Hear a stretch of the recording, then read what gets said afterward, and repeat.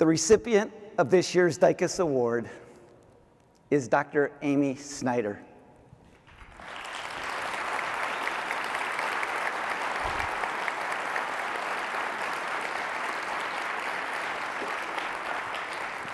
Since I haven't spent much time with Amy, I thought I would reach out to a couple of her closest friends, and this is what they had to say about Amy.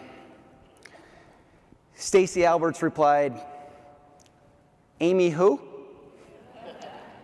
Terry Brown yelled, "Get off my lawn." And Michelle Colley said, "Never heard of her." Who is this person? Was also my first reaction when I met Amy at this conference in New Orleans in 2013. And while I'm blaming Bourbon Street for the fuzzy recall that year, I do remember walking away curious and a little confused. And then in 2015, you gave me the honor to serve alongside her on the board. More chances to listen, to observe, to learn from her, to get further confused. Who is this? And more importantly, who does that? And like is the case with most people, appreciating the lens they see the world through makes sense of what you see in them. You see, Amy didn't become a PT. Amy was born a PT. See Frank and Momo right there, Amy's parents? They're both PTs. Not just any PTs, by the way. They are fantasy PTs. They walk the private path you're all walking twice, all while raising Amy, her two sisters, Katie and Angie, and brother Mike, in a house filled with PT, faith, and service.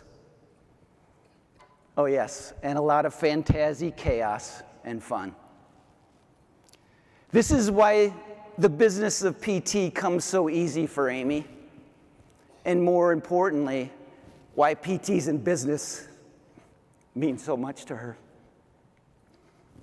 We have always been her tribe, and Amy's big heart and her face call to service knows no other way than to take care of her people. And take care of us she has. When you leave this week feeling seen and understood, thank Amy. She was instrumental in shaping the connection of this conference during her time as an annual program work group. Our PPS board enjoys thoughtful, difficult, and ridiculous conversations because, well, Amy showed us what thoughtful, difficult, and ridiculous looks like. And like great leaders, Amy stepped up when we all needed her most, chairing our board's COVID task force. Amy's comfort in chaos, optimistic outlook, and Irish-Italian heritage was the perfect combination for what I believe they call in Wisconsin a hold my beer moment. With grace, strength, and hard-to-find humor during that time, she helped lead us all through by leading alongside, never wanting the spotlight or credit, but always willing to do the hard and many times thankless work. So who is Amy Snyder? She is first and foremost the most amazing mom to Rachel, Jake, and Will. Thank you guys so much for sharing your mom with us all these years.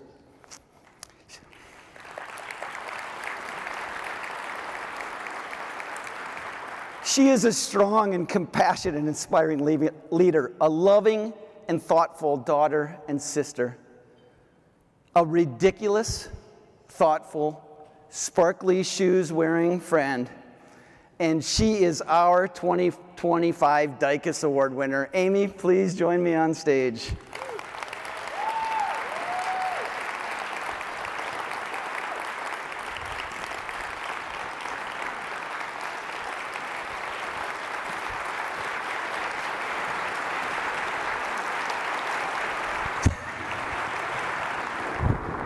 Thank you.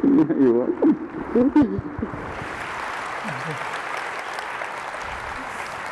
Mom's got an award for you. Oh, thank you.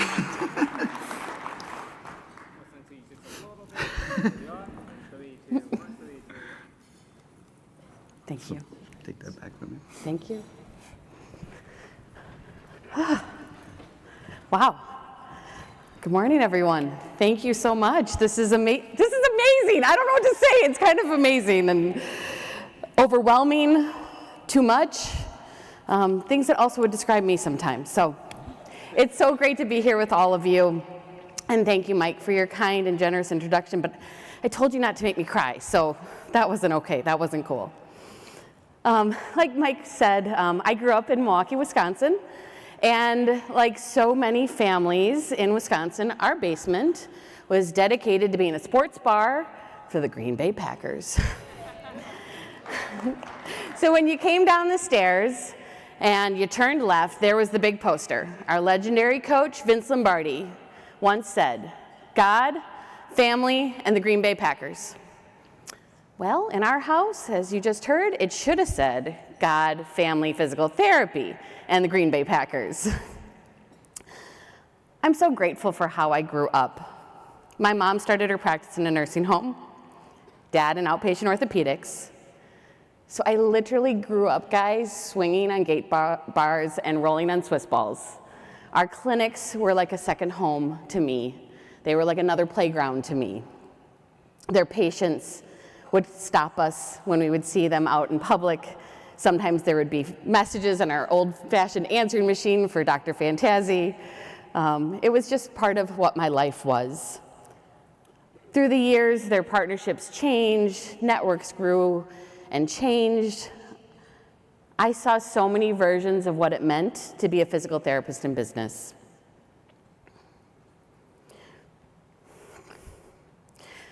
More important than that, though, was they taught me the recipe for success. Work hard, serve others. That was it. The rest would work out. They always had their priorities in line, and they passed it on to all of their children. They're here with me today, along with my sisters, who are also our entrepreneurs, and I'm so proud of. Thank you for all of the love and the support. It's been a wild ride, and I appreciate every moment of it. Thank you to my family.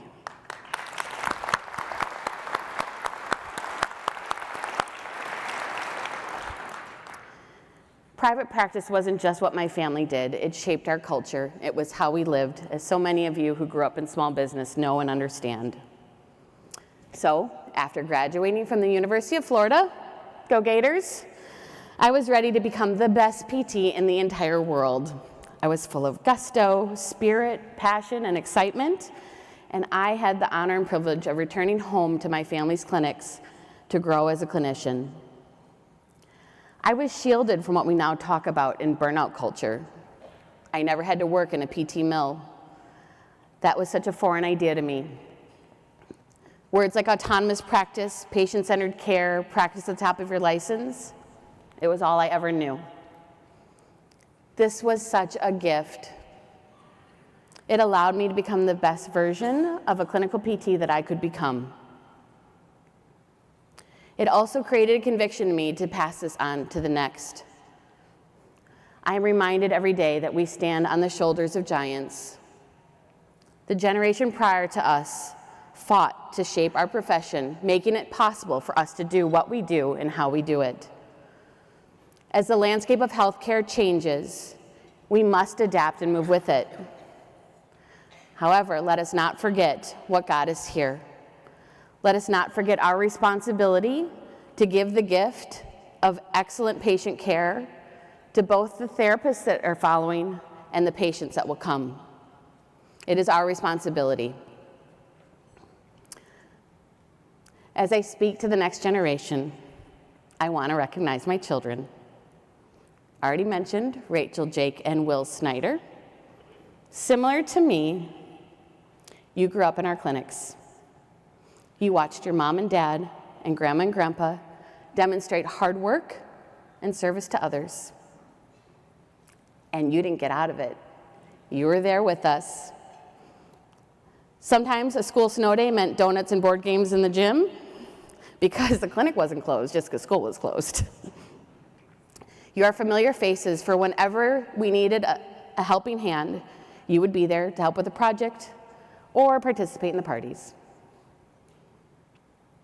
I know it wasn't always easy having mom away for work, so thank you for pitching in, learning to be flexible and roll with the punches. You helped me plan amazing costumes for PPS parties.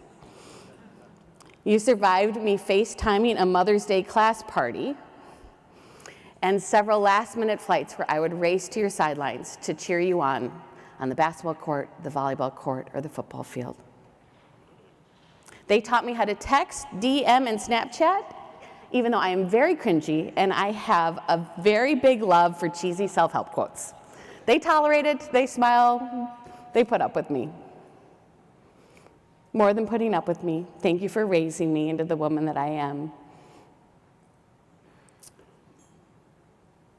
I can't wait to watch where your journeys will take you. It's time for you to go and get after it. I love you all so much.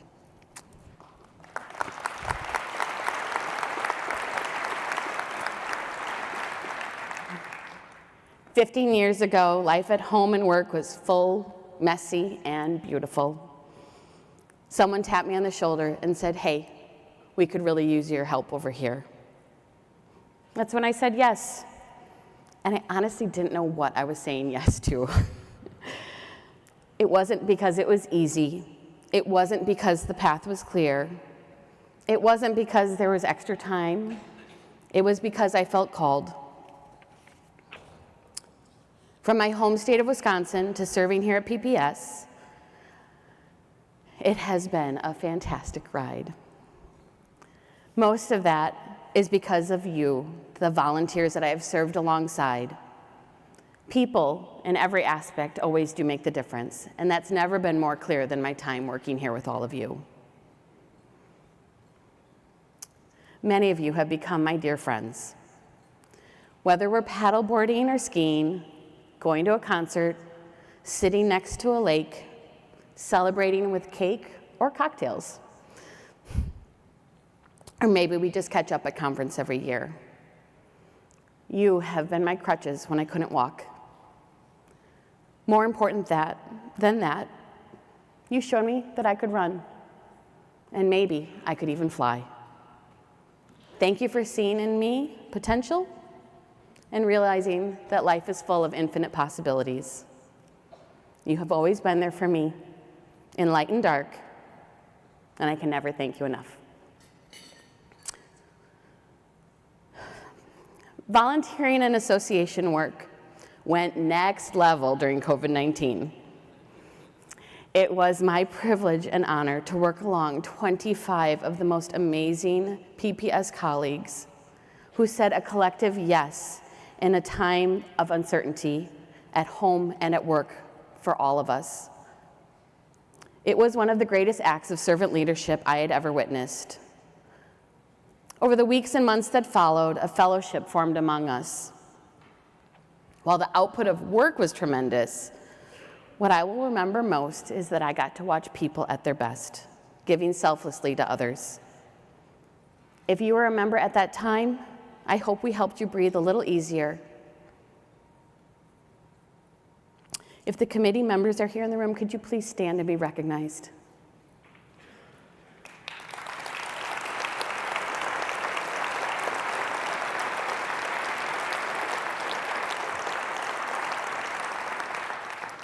Please know how much I treasure all of you and the moments that we shared.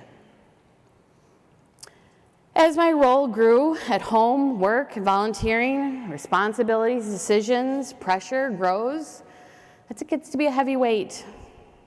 So in good times and bad, I would lean hard on lessons learned from my dear old dad. When tough decisions would come up at our practice, he would remind me, there's what I want, there's what you want, and there's what our practice needs. The practice was always the third person in the room and needed to be spoken for. He taught me to love, nurture, and grow our organization to stay true to the values and priorities that we held dear. I carried that thought with me during my time and work here at PPS. But instead of our practice, it was this association. And an association made of members who, as Mike said, were my tribe. That means all of you. So my last comment is to all of you. Dear private practice members, I want you to know that I see you. You are the one who said, I can do it better. You are the one who dreamed, what if I did it different? You are the one who screamed, my patients deserve more. Your hands heal. Your heart hopes. You are the one who leapt into the unknown. You are the one who wanted your work to matter. You are the one who said yes to long days and heavy stress. You are the one who said, bring the hard decisions to me. I'll carry that burden. You are the brave one who said, I'm not enough. I can't do this alone. You learned to ask for help. You learned to lean on a friend. You accepted the paradox. Maybe I am enough, and I do need others. You celebrate the wins with your teams. You bear the weight, too often alone. You are the ones who believe in your vision for a brighter tomorrow. You serve your communities. You champion our profession. You are courageous, and you are full of doubt. Grounded by your patience, you are inspired by others. And you did it. Your work does matter. You are the doers. You are the dreamers. You are full of love. You are me. I am you. And together we are APTA Private Practice. Together we can achieve so much more than we've ever dreamed of alone. Thank you for this award. Thank you for your membership, your friendship. Have a wonderful conference.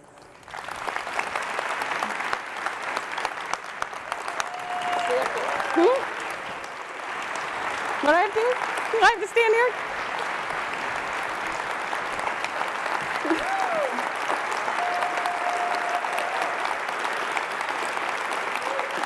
Thank you, Leslie.